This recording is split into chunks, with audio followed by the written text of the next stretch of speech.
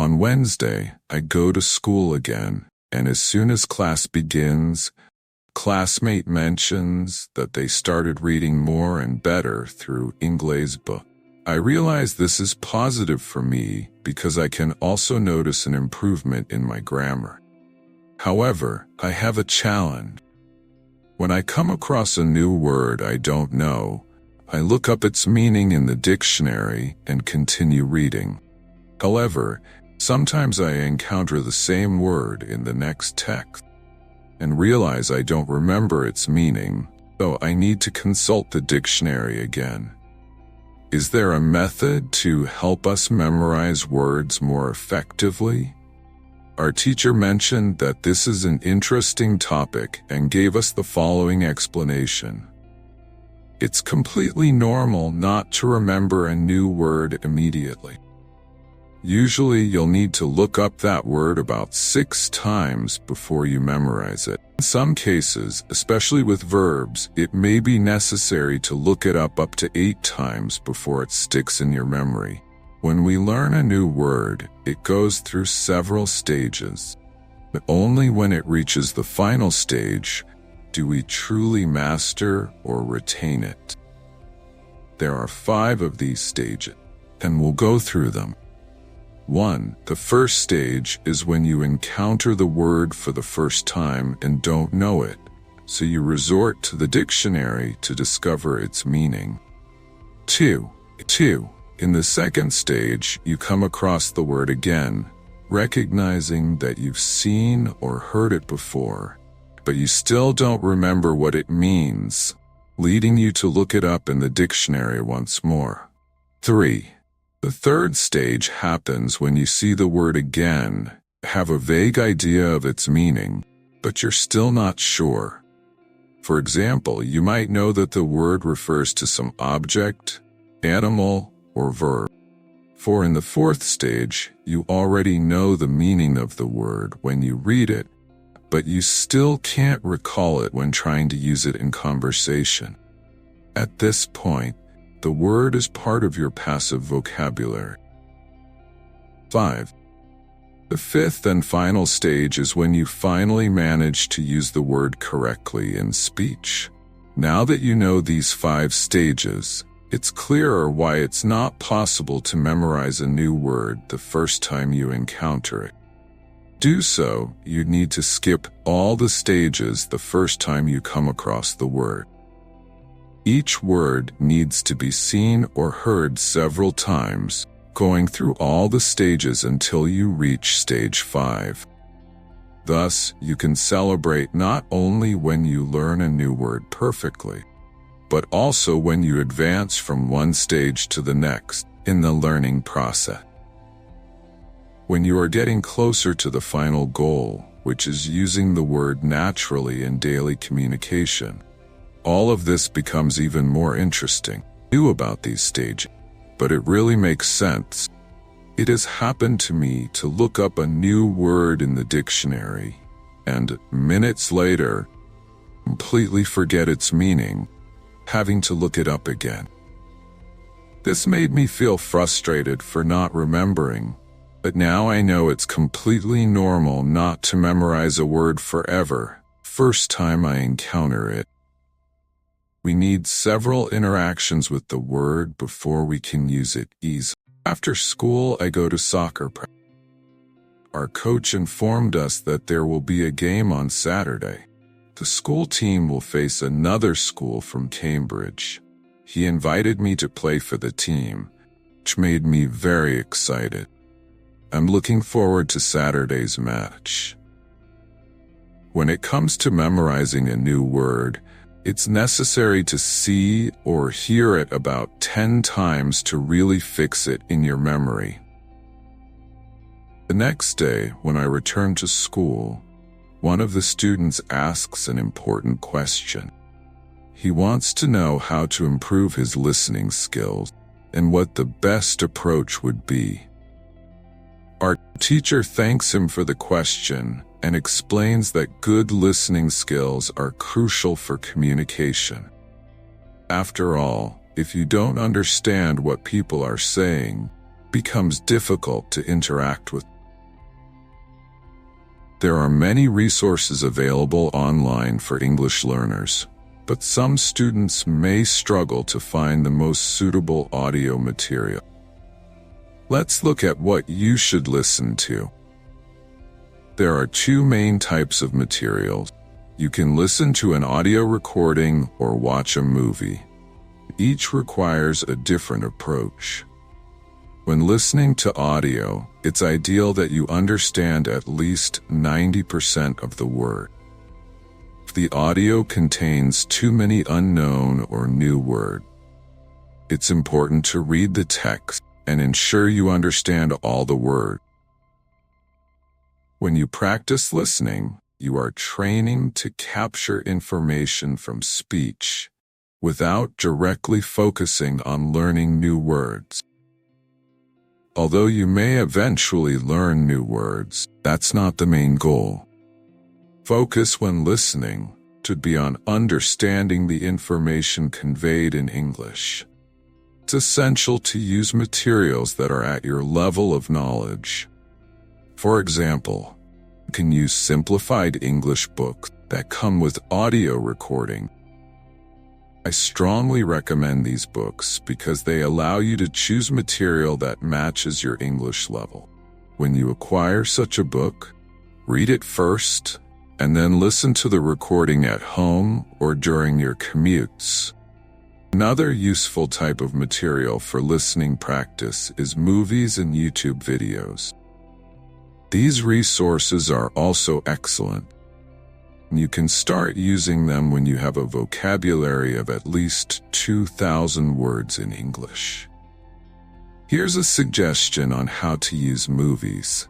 Watch them for the first time with subtitles to understand the plot, then watch them again without subtitles. If you enjoy the movie, don't hesitate to watch it several times. Each time you watch it, your understanding increases. It's also helpful to watch videos on the internet about topics of interest to you. For example, if you like nature, you can watch documentaries on that subject. Reality shows are another good option because they tend to be easier to understand than movies or documentaries due to their repetitive structure.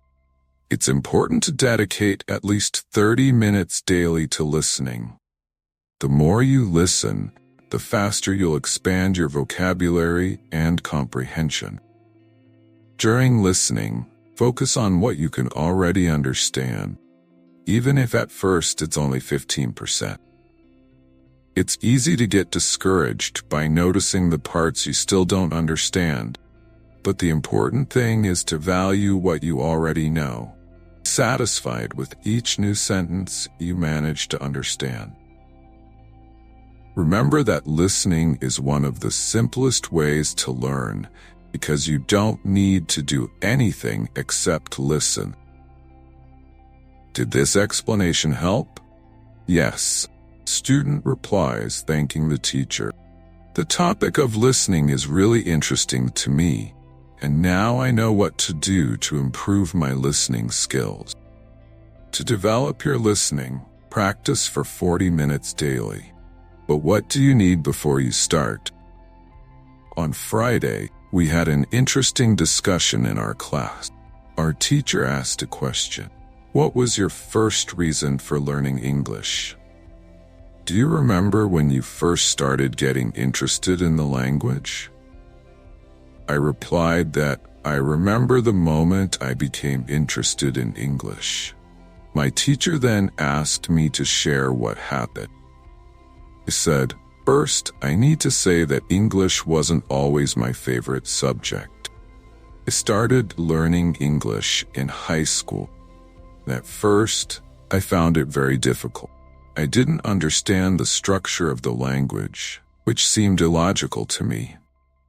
I tried to memorize words and learn grammar, but it was very challenging. When I finished high school, I was still a beginner. I couldn't speak English and believed I would never master the language. I simply thought English wasn't for me. Then, something happened. I've always loved music, and when I was 18, I started listening to the Beatles. I wanted to understand what they were singing, so I began translating their songs. Gradually, I started understanding more. One day, I met two girls from England on a train. We had a simple conversation, but it helped me a lot. I began to believe that I could learn English. From that moment on, I started studying English almost every day and began improving more and more. I then decided to go to England to perfect my English. My teacher thanked me for sharing my story and commented on something interesting about it. At first, you had no motivation to learn English, but as soon as you found a reason, in this case, understanding the music, everything changed. Motivation is truly essential. When you have it, you can achieve success. Without it, everything becomes much more difficult. Our teacher then asks everyone in the class about their motivation for learning English. The stories that come up are very interesting. The motivation of one student, for example, is to be able to read history books in English in their original form. Another student wants to become a professional tennis coach and wants to master English before starting his career.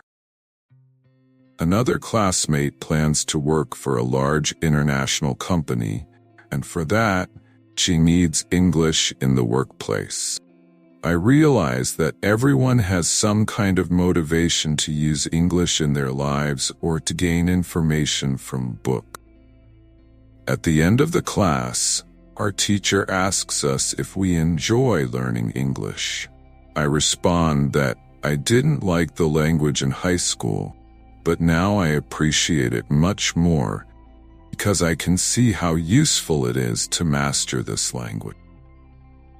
Our teacher then mentions another important factor in learning a new language. When you are interested in something related to English, whether it's culture, music, people, or history, learning becomes easier.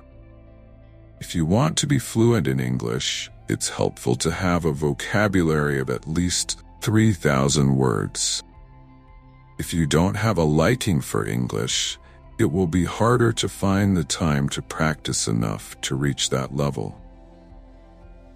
I can agree with my teacher because now I not only like the Beatles, but also my teacher and my boss, who is also English. Additionally, I've developed an appreciation for English humor. Today, it's much easier for me to find time to practice English every day. On Saturday, I played football for my school team. We have some very good players, and we won the game 3-2. We were all very happy. We went to the pub after the game to celebrate our victory. When you want to learn English, it's crucial to have the motivation to use it every day. During the next class, one of the students asks our teacher an interesting question. You told us that it's good to know 3,000 words. Where can I find those 3,000 most important words to learn? Teacher responds that it's possible to find a list of the 3,000 most frequent words English by doing a Google search, but he warns that such a list may not be very useful. When you start learning words from such a list, you may end up learning them out of context, which makes long-term retention difficult. Learning words disconnected from a story or other words that form complete sentences limit your progress. Probably be able to memorize some basic words: mother, father, ati, blue, dog, that, book, bar, so on. These words represent things you can easily visualize and understand. For example, when you learn the word dog, you immediately know what it is because you have a clear image in your mind. However, when it comes to learning more complex words like appreciate or suppose, this list system doesn't work as well. Many students face this problem. First, they believe they can learn English using word lists. When they reach the 1,000-word level, they realize they need a different method. If you want to expand your vocabulary to more advanced words, you need to learn them in the context of a complete sentence. Understanding the meaning of a word within a sentence allows you to learn it much more effectively. While word lists can be useful to some extent, they generally limit progress to about 1,000 words. Moreover, this method of learning is quite slow. There are much more effective approaches, such as reading books suitable for your level, which we've already discussed. Our teacher recommends reading Robinson Crusoe in a simplified version to learn new words in English. He mentions that this book is one of the best resources for beginners because it helps consolidate vocabulary. Additionally, there's an interesting rule. The important words for you will reappear repeatedly in your life until you learn them completely. This is similar to how we learn our native language. As children, we didn't study word lists. We just used the language, and the essential words kept coming up until one day we knew what they meant. We continue to learn new words in this way throughout our lives. For example, the verb to Google is a relatively new word in many languages. We learned this word naturally, through usage, not from a list. When you first heard to Google, you probably didn't know what it meant, but as the word became relevant to you, you ended up understanding it over time. You can forget the word lists and learn new words by reading stories and other interesting texts. By using English daily, you will learn new words more effectively than by studying lists.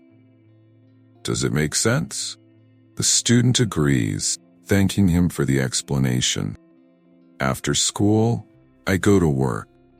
I'm already quite familiar with the tasks, and things are starting to become automatic. I'm pleased to understand my customers well. Conversations are usually simple and repetitive, like orders for coffee or sandwiches. This gives me confidence to start longer conversations with some customers. However, one day, something unexpected happens at the cafe. Two customers, a husband and wife, come in, and the man starts talking to me. I know he's speaking English, but I can't understand what he wants. I assume he's asking for something we don't have, so I call my boss. She talks to the man and sells him 2 coffees and 2 of our regular sandwiches.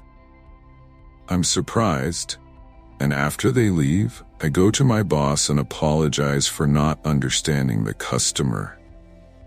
She reassures me, saying that it's normal when people speak with an accent we're not used to. She explains that the couple was from Scotland. The next day at school, I share this story with my teacher and express my concern that maybe my English isn't good enough for the job. I start to doubt my abilities, but my teacher offers me guidance. She understands that I'm used to the English spoken in London, but not to the Scottish accent. My ears simply aren't accustomed to hearing that specific accent. She assures me that with time and practice, I'll be able to adapt to any accent, even if I don't understand it initially. She suggests that I train my ears by listening to more Scottish English, watching movies or sitcoms from Scotland, to familiarize myself with the sound. I ask what else I can do to better understand the Scottish accent, even without living in Scotland. Our teacher recommends watching Scottish TV shows or movies, which will help me train my ears. I thank her for the tip, and after school, I go back to work. That day, around 3 p.m., 2 foreign customers come into the cafe. They want to buy coffee, but it's clear that their English is very basic. My boss, noticing this, quickly adapts her way of speaking, using simple and short phrases with just 3 or 4 words. Customers understand perfectly and place their order for 2 coffees, 2 sandwiches, and 2 cakes. I'm impressed with how my boss adjusted her English to communicate effectively with them. When the customers leave, I compliment my boss on her ability to simplify the language. She explains that sometimes it's necessary to speak very simple English, regardless of the situation, to ensure everyone can understand. Customers who come into our cafe speak English in different ways, some very well, while others are still learning. Regardless of their level, our goal is to make everyone feel comfortable. If customers realize they are understood and well served here, they are likely to come back often. I think my boss understands this perfectly and does everything to ensure customer satisfaction, which is a clear sign of a good businesswoman. That's why our cafe is always busy. When you want to better understand people with specific accents, the tip is to listen to audio in that accent for some time, something you can do at your own pace. The next day at school, I share with my teacher the experience I had with my boss and the 2 customers who spoke limited English. She praises my boss, saying she seems to be a very smart person for being able to communicate with anyone, even those who are just beginning to learn English. Today, our class will discuss the different levels of English proficiency and what can be expected at each of those levels. We'll start with the most basic level, which involves about 1,000 words. At this stage, students can talk about some simple everyday issues, though the speech is limited. Even so, it's already possible to communicate, even if slowly and for a short period, especially if the interlocutor also uses short and simple sentences. In this way, a basic conversation is possible. As students progress to a higher level, which involves mastering around 2,000 words, conversations begin to flow more easily, and sentences become longer. This is the level where most of the students in our class are now. You should already be able to talk about a variety of topics, such as family, hobbies, work, and travel. However, there may still be challenges when trying to delve into more complex subjects. Nevertheless, this level is generally sufficient for everyday use of English. For those who want to have deeper and more varied conversations, it is recommended to aim for a vocabulary of 3,000 words. This should be the goal of any English student who wants to communicate well. Of course, learning more than 3,000 words will only make communication easier, but this number is generally considered sufficient to talk about almost anything in English. My teacher comments that the 2 Japanese customers we served at the cafe probably had a vocabulary of around 1,000 words. My boss noticed this and adapted her speech using simple phrases so that they could understand. It was an effective approach as the communication flowed well and they left satisfied. When they returned to our cafe bringing 2 new friends, it was my turn to serve them. I remembered my boss's tips and used short, clear phrases. To my delight, they understood me perfectly. During the conversation, they mentioned that they were tourists from Japan and that they enjoyed coming to our cafe because they felt that people there really understood them. Learning 3,000 words is essential if you want to communicate effectively in English. Additionally, in Thursday's class, a student asked a very interesting question. She said she was very shy when she needed to speak in English and asked how she could overcome that shyness. Our teacher responded that it's normal to feel insecure or shy when using a foreign language. We're trying something new, and the possibility of making mistakes can be scary. Our teacher shared her own experience, recalling how she was also very shy when learning foreign languages. She clearly remembered how she was afraid of making mistakes, and when that happened, she felt embarrassed and even blushed. She concluded by saying that, with practice and persistence, it's possible to overcome that shyness. I use languages as a tool for communication, and that's what I focus on. Currently, I'm learning Spanish, and I know that embarrassing situations can arise. However, that doesn't stop me from continuing to use Spanish. Sometimes I still feel a bit shy when speaking, and at other times I even blush, but I don't worry too much about it. After all, these feelings are normal and temporary. I keep practicing because I know that only through constant use will I be able to improve. I try to maintain a realistic perspective, recognizing that I am a student in progress and that I can't advance several levels all at once. Beginner doesn't become fluent in a day, nor does one achieve perfection in an hour. I also realize the value I already have, those who speak Spanish. When I can communicate, even if only a little, I am already contributing something to the people around me. The same applies to you. When you can already speak a little English, you can have conversations with others. And that's fantastic. Value what you've already accomplished. You already know about 2,000 words. Know that you've surpassed the initial stage and reached a considerable level. Many students believe that knowing English means speaking like a native, with flawless pronunciation and no grammatical error. They feel that if they don't reach this standard, then they don't truly know English. This perfectionism can be harmful and unnecessary.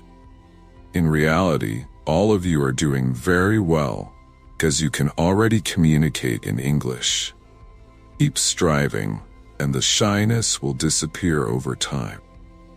I'm also shy in some situations, especially when I know I should be practicing more. But sometimes I avoid speaking to avoid feeling ridiculous. However, I've decided to be a bit braver and take advantage of these opportunities to practice more. One of the students mentioned that sometimes he wants to say something but doesn't know the right word and ends up freezing. He shared that when this happens, he feels silly, and the next time he avoids speaking to avoid going through the same situation again. Our teacher offered valuable advice. When you start speaking English, you should be prepared for the fact that at some point, you won't know a specific word. At those times, the ability to describe the word is essential. This is an important resource for any language student, since as non-native speakers, we will never know as many words in English as we do in our native language. Good news is that almost any word can be described. To do this, you need to practice this skill, learning to express your ideas with the vocabulary you already have.